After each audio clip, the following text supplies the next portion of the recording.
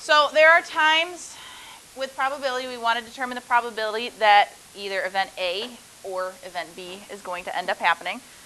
So in order to do this, we need to be able to account for all of the outcomes that fall either into A or B, and sometimes what ends up falling into both. So we're going to consider the spinner we have over here on the right. 1, 2, 3, 4, 5, 6, 7, 8. The spinner is spun once. A is the event of it landing on an even, and B is the event of it landing on a prime number. So we're going to fill in the Venn diagram to help us see how A and B overlap with each other. So in event A, that's it landing on an even number. So looking at our spinner, what are our even numbers we have over there? 2, 4, 6, 8. 2, 4, 6, and 8. B is the probability of it landing on a prime number. So what are the prime numbers we have over there? 1 is not prime.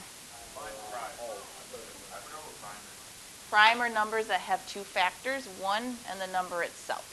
So 1 doesn't fall under prime because its factors are 1 times 1. It's the same number. 4. What's 4? 4 is not prime because it's 2 times 2. 2 is a prime number because the only way you can get a 2 is 1 times 2. 3, as some of you said, is a prime number because it's 1 times 3. 5 is a prime number. And there's one more. 7.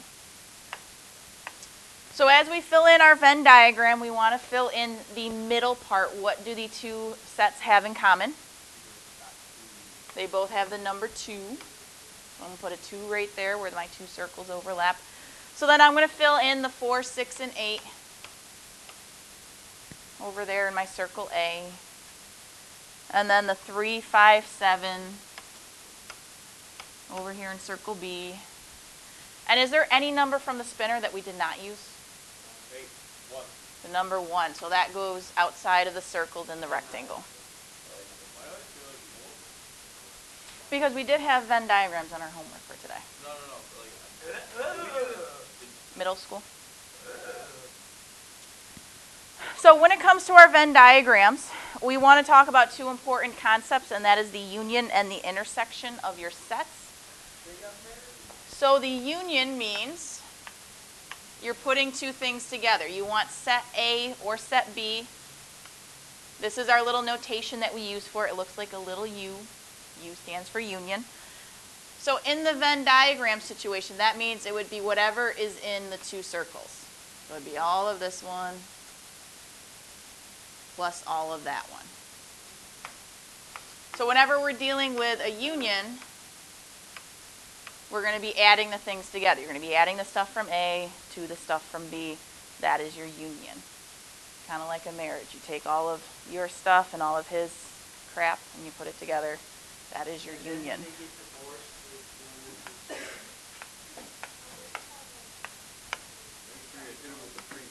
Did those circles sign a prenup? I don't know. What does prenup mean? All right, so then the other one is your intersection. That is what they have in common. That is represented with the word and. Here's your symbol for intersection. Whenever you're dealing with and in probability, you're generally going to end up multiplying the things together. If you want it from set A and B, you would have to multiply those probabilities together to get you the middle part. So from exercise 1, let's write out the union and intersection of these two sets. So the union, again, would be us putting both of the two circles together from exercise 1. I'm not going to keep scrolling up and down. So that would be 2, 3, 4, 5, 6, 7, and 8. Because all of those numbers are contained within the two circles. So that would be their union. Their intersection, what do they have in common? Just the 2. So that is just their intersection. So from exercise 2, why is the equation of the number in set A or B not equal to just simply adding A and B together? So let's take a look at this. We just found out that the number in set A or B is 7. 1, 2, 3, 4, 5, 6, 7. We have 7 elements in that when we added them together and found their union.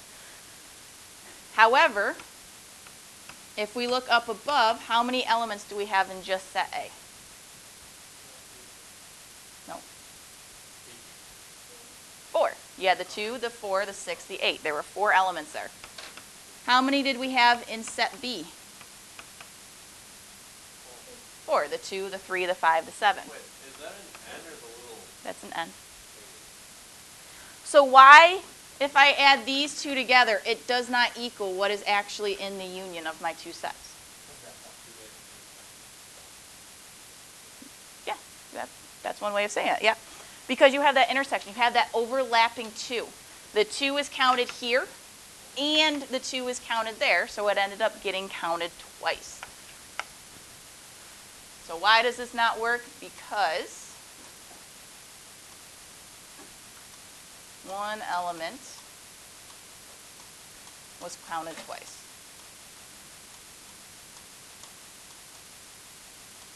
Now, it's not always just one element that's counted twice. That's just what was in this example. However many terms or elements are in that intersection is what would end up being double counted if you just added A plus B.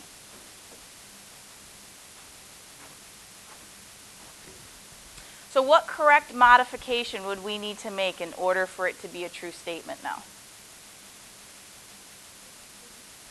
We would have to get rid of the 2. So if we did our notation for this to be true, the number in A or B equaling the number in A plus the number in B minus the number in A and B, you would have to subtract that intersection from it, and now it's going to be a true statement. So you add A plus B, subtract what they had in common.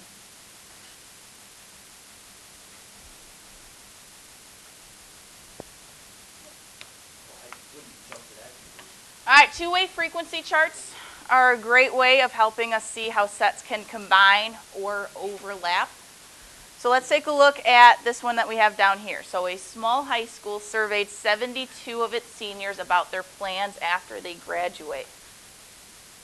They found the following data and wanted to analyze it based on gender. So in this case, if we pick a student at random, we can place them in one of 4 events. So we got our gender up here. We got over here on the side whether they're going to college or not going to college. So our 4 events would be male and going to college, male and not going to college, female going to college, and then female and not going to college. So those are the 4 events that we're talking about. So let's see if we can read this table correctly first off. So the number of males total. What's our total number of males? 30. The number of females? 22. C, according to my little rubric up here, stands for going to college. So what's the number going to college? 29. And then N is not going to college. So what's the number not going to college? 23.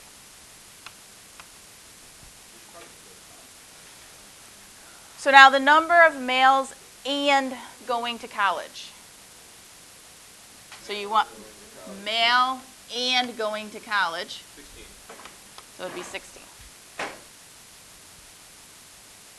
Female and going to college. 13. And then we have an or statement here, which is what we were just talking about. So we want female or going to college. So our total female is 22. What's our total going to college? 29. Minus 13. And then minus the 13, minus their intersection, what they had in common. This is our formula we were just talking about. To get the or, it's females plus going to college minus females going to college, because you got to subtract that intersection. Because it's counted twice. It's counted here and it's counted here, so we got to subtract one of them out. So what do we get total for this one? Female or going to college is 38.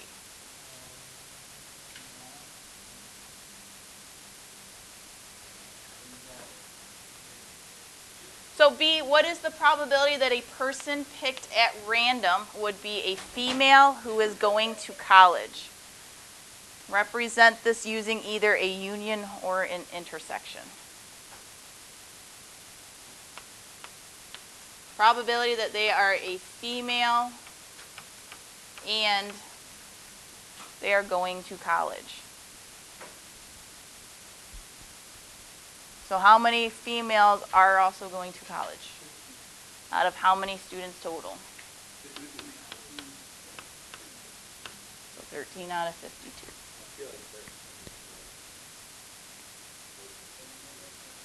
Okay. No, because that was or, this is Well, this was just figuring out the number of elements. I actually made it a probability now by putting it over the total. See, what is the probability that a person picked at random would be a female or someone going to college? Represent this using union or intersection. So probability that they are female or they are going to college. Luckily for us, we already figured out our top number for that.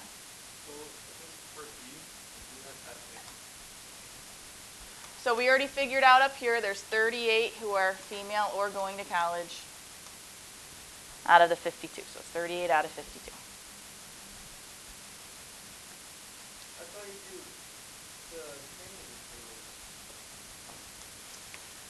the So explain why F or C does not simply equal the probability of female plus the probability of going to college. We already said it once. Because females going to college is double counted.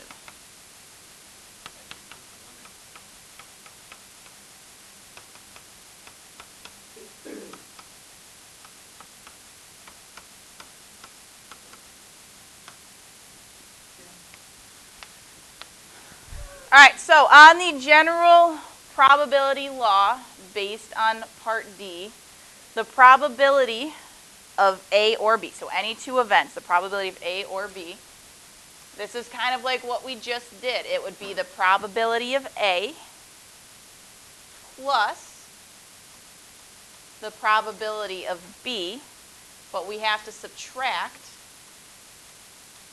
the probability of both of them. So again, it's exactly what we were just doing, only before we were just counting the number in that set and the number in that set, and you had to subtract what was double counted. Same thing applies when you're figuring out the probability. So the probability of A plus the probability of B, and then you have to subtract what they had in common.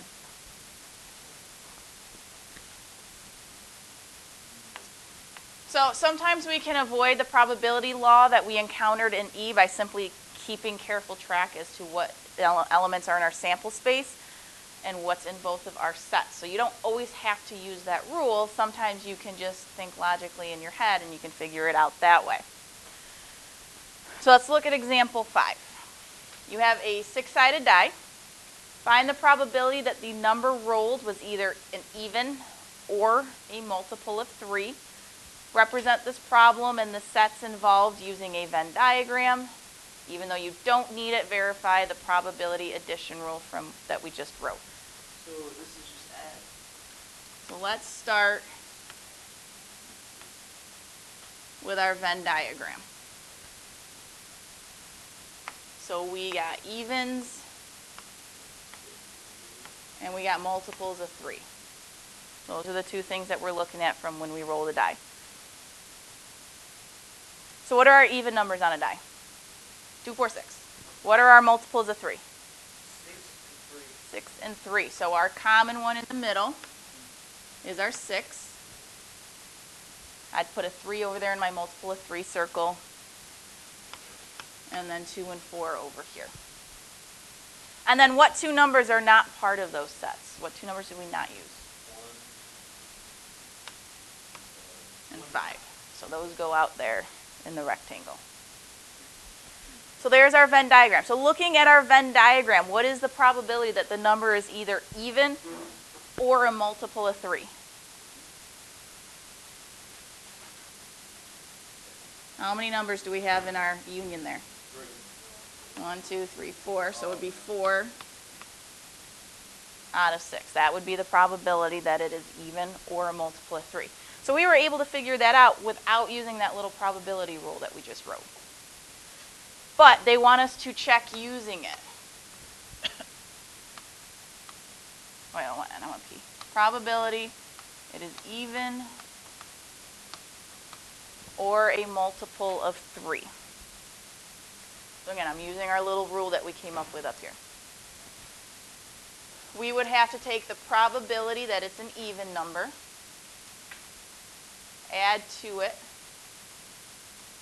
the probability that it is a multiple of 3, and then subtract the probability that it is even and a multiple of 3, because it would have been counted in the evens and it got counted in the multiple of 3, so we got to subtract the overlap.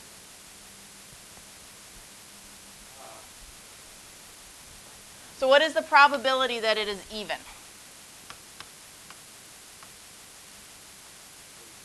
Three out of 6. You got 3 even numbers on there out of 6 sides total. What is the probability that you got a multiple of 3? 2 out of 6. And again, how many numbers did we have common? So it would be 1 out of 6. So we subtract the 1 out of 6. So 3 6 plus 2 6 minus 1 6 gives us the same 4 out of 6 that we got over here. So it works out.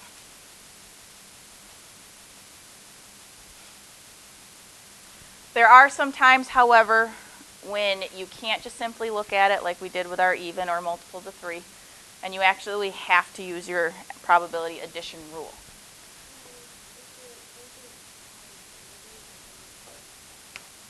So exercise 6, we have an insurance company typically tries to sell different policies to these same customers.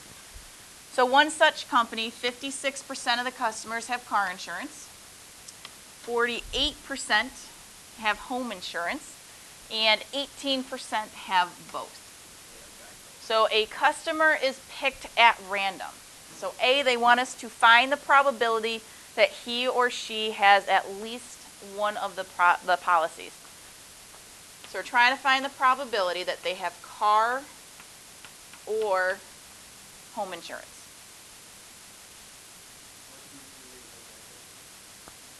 You could. That's one way, but we're going to practice the addition rule.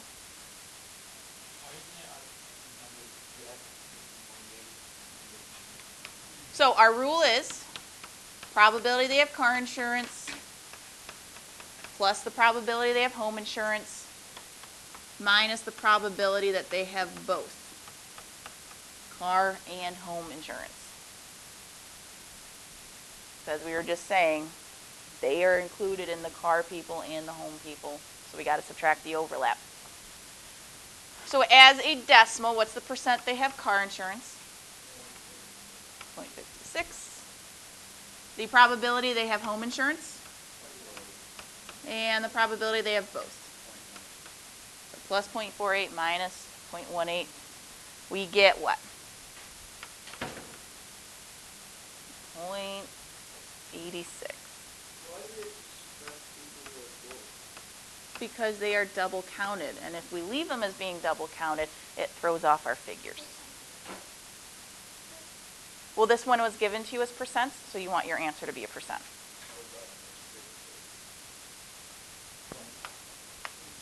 All right, so then B, they want us to find the probability that she or he has neither of the policies.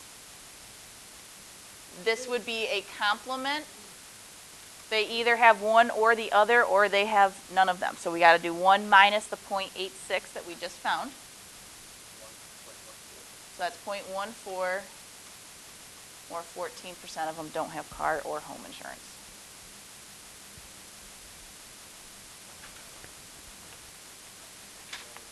Moving on to our conditional probability. Conditional probability is exactly how it sounds.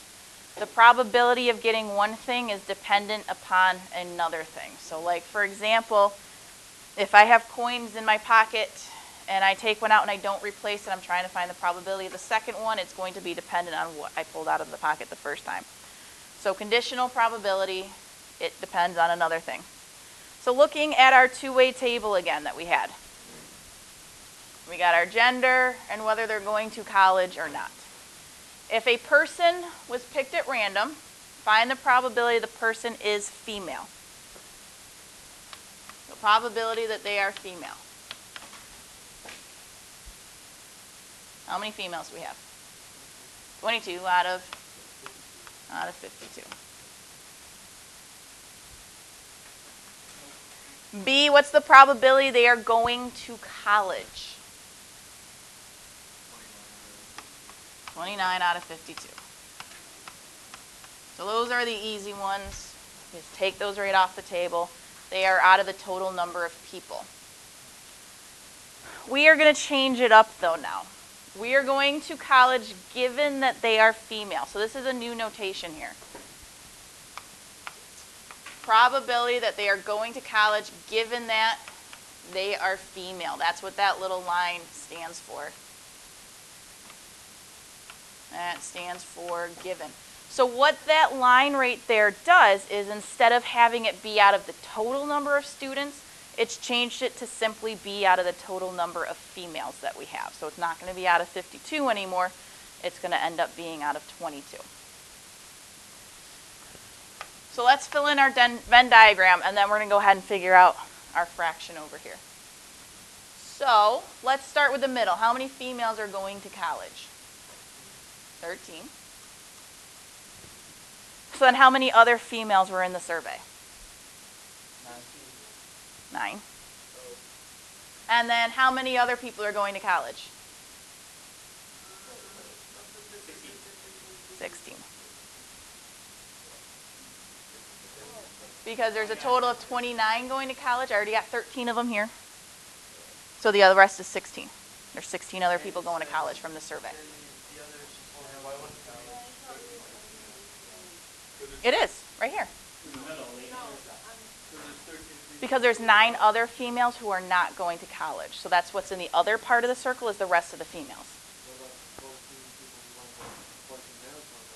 But we're not dealing that. We're just looking at females in college. But we're not dealing with the males right now. The only aspect of males is that's the rest of them going to college. We are just looking at this little line of going to college and females. Those are the 2 lines. In a small aspect, yes. All right, so when we're trying to figure out this probability of going to college given that you're female, it's the probability that you are going to college and you are female. And then I'm sorry, that should be number. And it's over the number of females. That's how we get our probability. That looks like a P. So what is our number of females that are going to college? 13. How many females total? 22. So our probability that you are going to college given that you are female is 13 out of 22. Why did you use that 9? Because there were 9 other females within the survey. If you add your 13 plus your 9, that's your denominator of 22.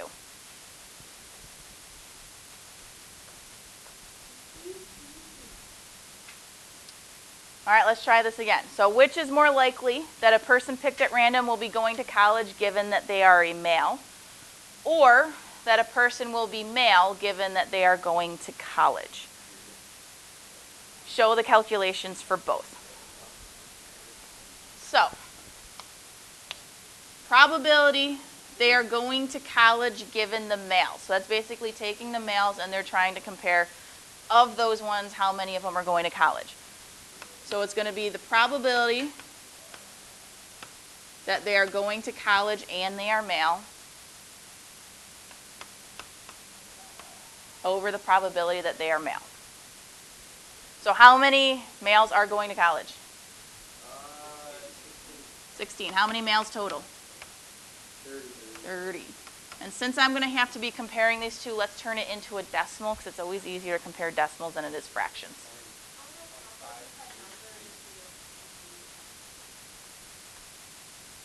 You are right. It really doesn't matter. No. Yes. Mm-hmm. Because the going to college and their male, they meet in one section of the table. There's 16 of them.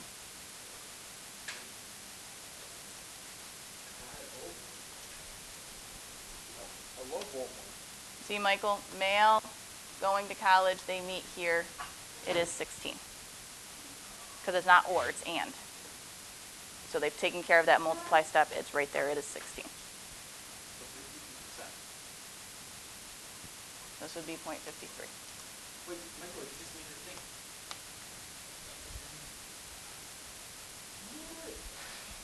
So now we're going to flip it. The probability that you are male, given that you are going to college. So our numerator is not going to change. It's the number of males and college, so that's still going to be our 16. Only this time, it's out of the number that are going to college. So it's 16 out of 29. So as a decimal, so that we can compare it with the other one, 0.55. So which one's more likely? That a person picked at random is going to college given that they're a male, so you're looking at the males picking one, they're going to college, or that they're a male given that they're going to college, so you're looking at just the pool of people going to college, you pick one, you're going to get a male. So which one's more likely? The second one. Not by much, but the second. Not by much. So it's slightly more likely they will be male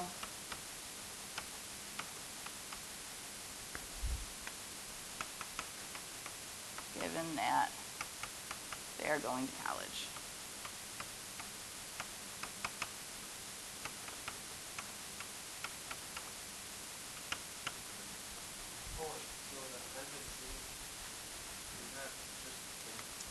All right, so we can generalize this process to calculate these conditional probabilities. So we're going to try to come up with a rule to help you figure these things out. So we got a Venn diagram over there to the right. Each dot represents an equally likely outcome of the sample space. Some of these fall into event A only. Some of them are only in event B. Some of them are in both. And then there's some that are in neither. So consider the probability of A occurring given that B has already occurred. So right down here, A given B. Give a formula for this probability based on the counting of the number of elements in each of their sets and their intersections. Thank you.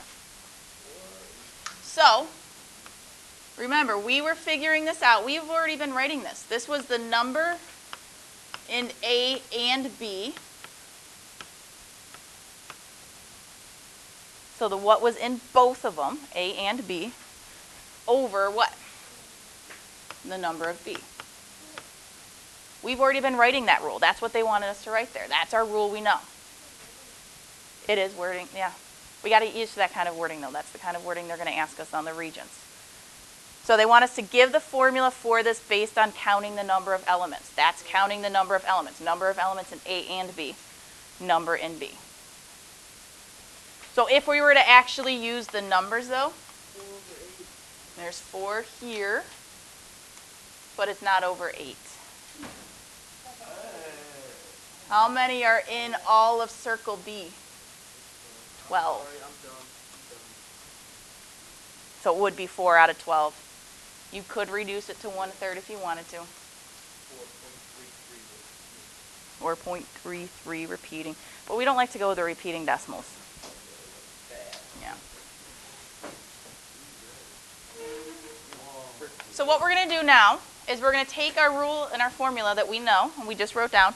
We're going to divide both of those, of the numerator and the denominator, by the total number of elements in the sample space. So if I take my numerator and divide it by the number in the sample space over my denominator from above divided by the number in my sample space. How did I just rewrite that? If I take something and divide it by the total number of objects that I have, what did I just write?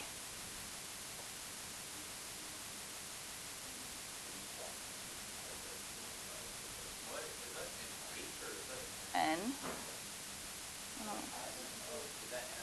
N of B over N of S.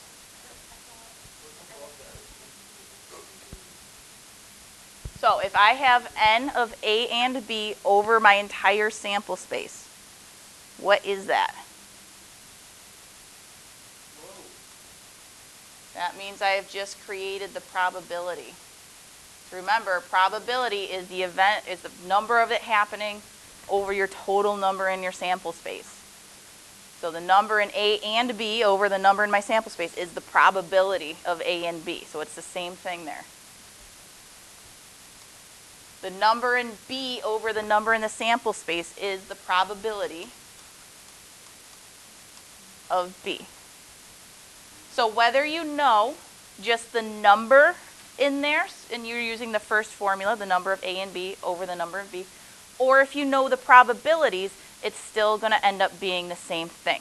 So whether you know the total number, and you're using the numbers like we did up here, or you're going to be given maybe the probability of that, you would put it over the probability of your given. It's going to be the same steps. It's just sometimes you're given the number of elements, sometimes you're given the probability of that happening. But it's the same thing. So let's take a look at that. They gave us a new table this time. Now we're looking at hair colors and eye colors. So that's what we're dealing with, hair colors and eye colors. But if you look at the table, they didn't tell us how many people have black hair and blue eyes. They gave us the probability that they have black hair and blue eyes. So instead of giving you the number, gave you the probability. Probability they have red hair and green eyes is 0.15. So they've just changed the number up a little bit, but the process is still going to be the same. So if we're trying to find the probability that the person picked had brown eyes given that they had blonde hair, you would still do the probability of brown eyes and blonde hair over the probability that they have blonde hair. It's still the same stuff. It's the and both of them together on the top over what you're given. So in this case, blonde hair. So what's our probability that they have brown eyes and blonde hair? Brown eyes, blonde hair, 0.10. So I just write my probability in there instead of my number. So then what's the probability they have blonde hair? 0.35. So now let's divide. 0.10 divided by 0.35.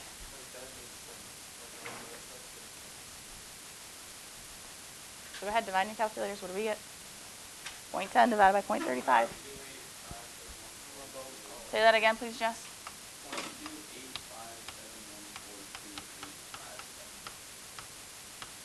There we go.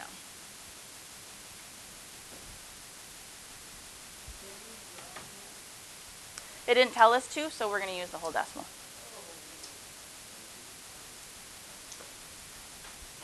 All right, let's try the next one. We have the probability that you have red hair given that you have green eyes. So we're going to do the probability of red hair and green eyes over the probability of green eyes.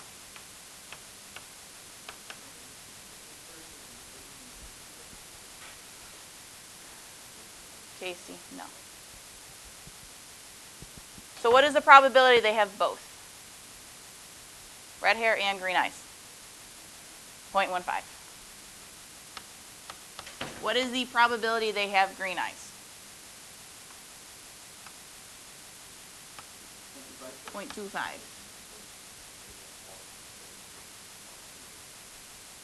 So let's divide those. What do we get? 0.6. You must talk about the person that has blue eyes and red Shower curtains. Let's look at our last one down here. We want to know, does having red hair seem to have some dependence on having green eyes? How can you tell or quantify this dependence? So let's take a look at this. Let's compare a couple of things. What is the probability that you have red hair? Probability we have red hair. 0.2. Red hair, go down to the total. 0.2. So now they want to know if there's a dependence with them having green eyes. Well, we just figured out the probability of red hair given that they have green eyes is 0.60. So the probability did what? It increased. It's like 3 times as much. So yes, there does seem to be a dependence because the probability increased 3 times. Nice.